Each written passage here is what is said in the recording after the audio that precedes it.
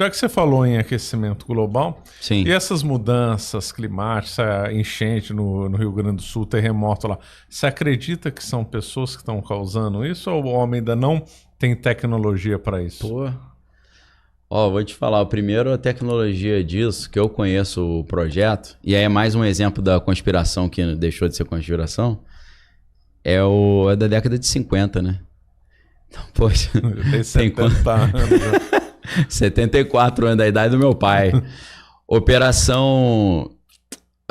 Vamos um pouquinho pra frente, né? Guerra do Vietnã, Operação Popeye. Geralmente o pessoal fala de HARP, né? O HARP, isso que eu ia perguntar. Eu fiz um episódio no Inteligência Limitada só sobre HARP. Então quem quiser assistir, assiste lá. Mas eu evito falar de HARP porque é óbvio. Eu tento ir no hiato, no vácuo, no que não está sendo falado, não dito. Porque todo mundo fala de projeto Bluebeam, HARP. Eu falo, cara, se todo mundo já falou, eu quero falar de outra coisa que não é falado. Então, além de você ter essas antenas aí que mexem na aurora, na ionosfera, que é o HARP, que dá para você... Todo mundo sabe que dá para... Você aquece a ionosfera, você aumenta ou enfraquece as tempestades, né? Óbvio. Isso está num livro, quem quiser... Me cite fontes. Eu vou te indicar logo um livro que tem 30 páginas só de bibliografia, que se chama Angels Don't Play This Harp, do Nick Baggick, tá bom? Que é um engenheiro que explicou isso tudo. Ele é do Alasca, a família dele é a família tradicional do Alasca.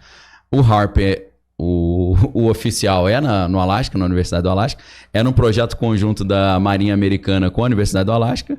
E aí a Marinha Americana falou, não quero mexer nisso mais não, entregou para a Universidade do Alasca. Por quê? Porque ele já tem o HARP 10.0, muito melhor. Pô. Não precisa mais dessa tecnologia obsoleta dos anos 70.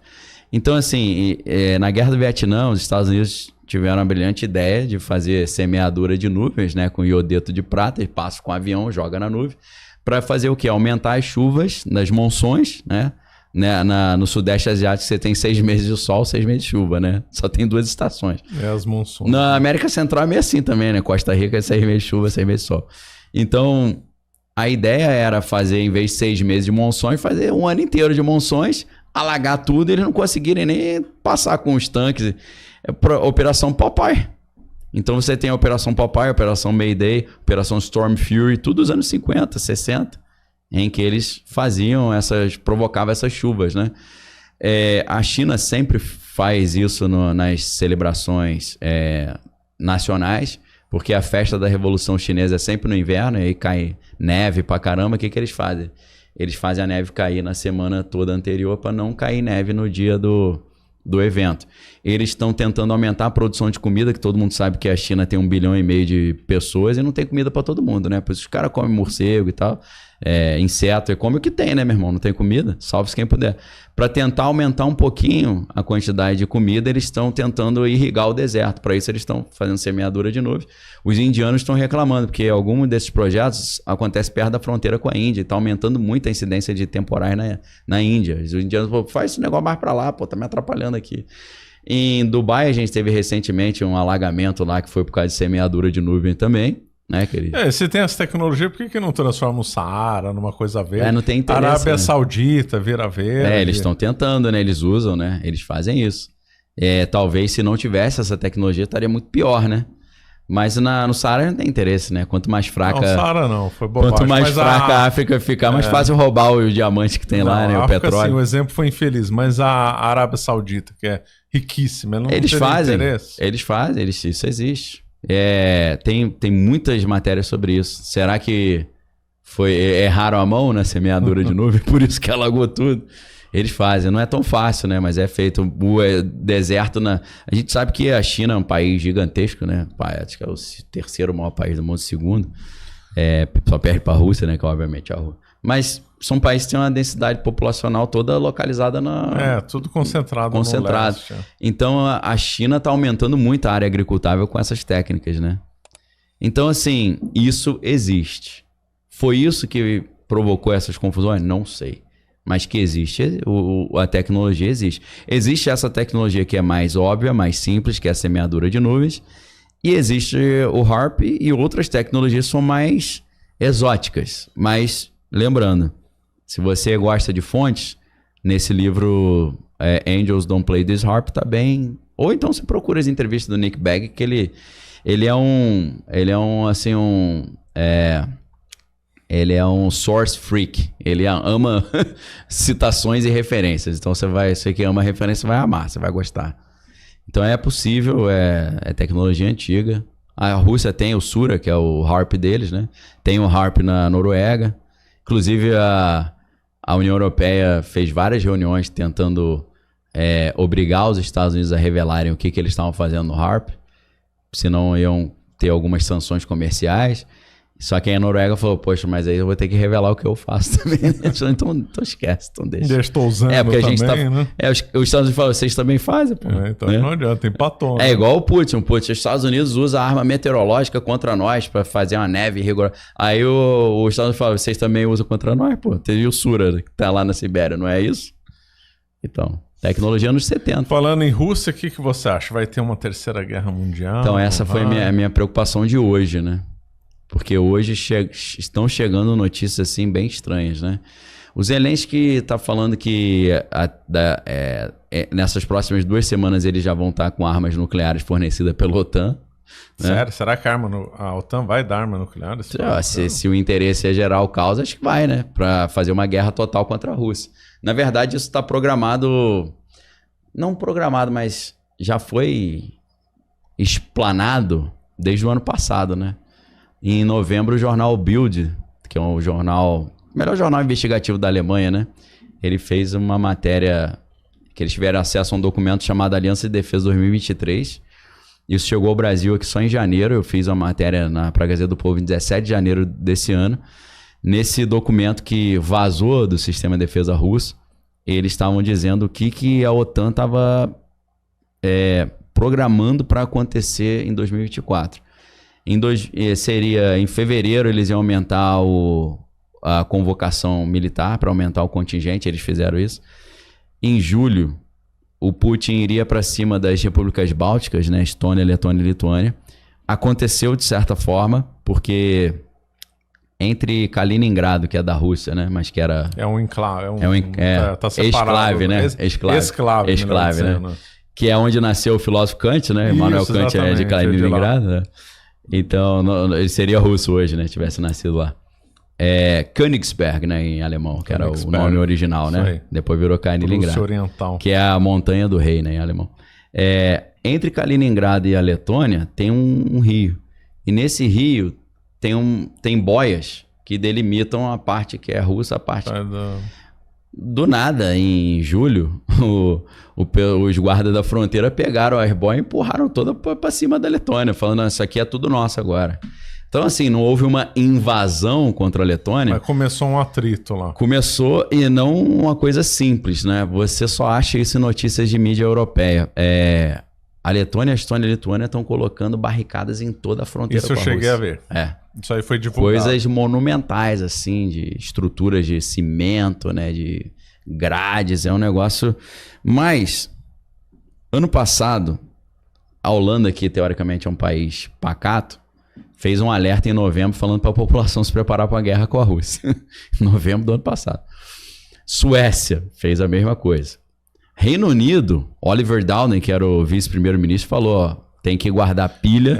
Esse aí ficou bem famoso. Não é? Foi bem divulgado, né? Então, falaram muito sobre o Reino Unido, mas Suécia e Holanda e a Finlândia também. Os dois entraram na OTAN, né? Na OTAN, que era interrompendo 200 anos de postura pacífica, né? Já houve guerras terríveis entre a Finlândia e a Rússia e a Suécia também, né? Tem até filmes do Eisenstein sobre isso. Mas essa postura pacífica acabou. Você acha que a Terceira Guerra Mundial viria daí ou viria de Irã contra Israel, ou ainda a China invadindo Taiwan? Do jeito que as coisas estão... Ou tudo ao mesmo tempo? Parece que tá tudo ao mesmo tempo. Saiu até um filme recente, né? Tudo junto ao mesmo tempo, não sei o quê. Acho que tá nessa linha, né? Porque hoje... Deixa eu ver se eu lembro são 3 ou 4 informações assim contundentes, né? A OTAN falou que vai fornecer esses equipamentos nucleares lá para a Ucrânia iniciar uma guerra total. A Coreia do Norte emprestou soldados para a Rússia? Não, obrigado, tá? Não só isso. A Coreia do Norte explodiu as pontes entre a Coreia do Norte e a Coreia do Sul. É verdade. Também fez uma isso. Coisa... Também. É um tipo de atitude que não acontecia desde a Guerra da Coreia. Parece que a gente está voltando nesse clima, né? O Xi Jinping, pela primeira vez, vestiu roupas militares, estilo Mao Tse Tung, e falou para o povo chinês se preparar para a guerra. Agora, sexta-feira. Tudo muito estranho, né?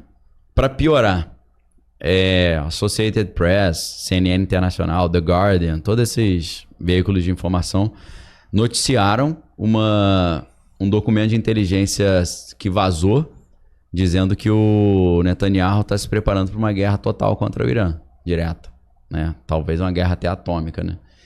Então, assim, e hoje de manhã também estavam chegando notícias de navios americanos e ingleses ali e australianos no mar da China Ocidental e tal.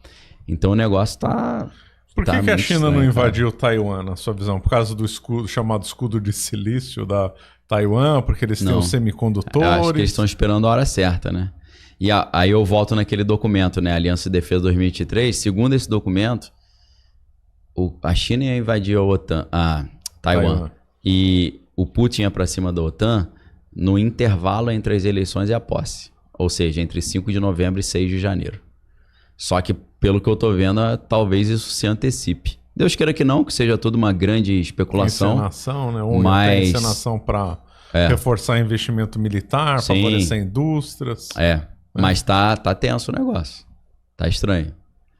Porque é uma coisa que depõe contra a Terceira Guerra Mundial é que o mercado financeiro não tá caindo, né? Porque se o mercado financeiro ele é bem sintonizado com o que acontece no mundo, ele já anteciparia uma guerra e já começaria a cair. Eu acho Você não tem essa... Não, mas eu acho que ele está antecipando com as ações das empresas de defesa, né? Lockheed Martin bateu o recorde, que subiu 30% numa semana. E os grandes peixes, né? As baleias do mercado financeiro americano vendendo suas posições, né? O Warren Buffett nunca vendeu tanto, né? O Jamie Dimon, né, do JP Morgan, nunca tinha vendido ações do JP Morgan, vendeu. É por isso que os bilionários estão fazendo os bunkers. Eu acho que agora eu acho que chegou um briefing para eles, tempos atrás, porque isso começou meados de 2023, né? Já tem um ano isso. Mais ou menos. Começou esse negócio de Jeff Bezos vendendo bilhões de ações, todo mundo fazendo caixa, né, botando dinheiro no bolso. Eu acho que passou um briefing para eles falando, perto das eleições vai rolar uma encrenquinha aí. Então você já faz um caixa, muda as posições e se prepara para ir para feira para comprar tudo baratinho na Bacia das Almas, né? Que é o que eles sempre fazem, né? Esses índices do mercado financeiro, eles estão em níveis assim sempre antes de grandes confusões, né? A bolha.com, 2008, crise sanitária em 2020, como é que tava? Tava inversão da curva de juros, né? Que pra galera que não entende isso, o que é a inversão da curva de juros? É tipo assim, se você investir comigo e você deixar o teu dinheiro pouco tempo, vou te pagar pouco. Se você deixar muito tempo, vou te pagar mais. Pagar mais, isso. Aí quando isso inverte, ele tá te pagando mais no pouco tempo, significa que há uma expectativa de algo ruim que vai acontecer. Então essa é a famosa inversão da curva de juros. Isso acontece quando o mercado antecipa crises. Então, esse é um sinal de que o mercado está se antecipando à crise. O Fear and Greed Index, né? O índice de medo e ganância, também está lá no alto. Mas o quê? Tem outros índices também que prevêem crises, que agora eu não esqueci o nome do índice, cara. Tá tudo nesse patamar. Então parece que a galera já apertou o cinto. Entendeu? Aperta o cinto aí que o piloto sumiu, né? Eu acho que mais do que uma queda na bolsa, são esses outros índices que a gente teria que ver, entendeu? Talvez o petróleo, né? O petróleo é um índice interessante. Eu não sei como é que tá o petróleo hoje, mas o petróleo é uma ótima referência. Você acaba de assistir um corte do Caravelas Podcast. Na tela está aparecendo o episódio completo e outro corte. Muito obrigado pela atenção.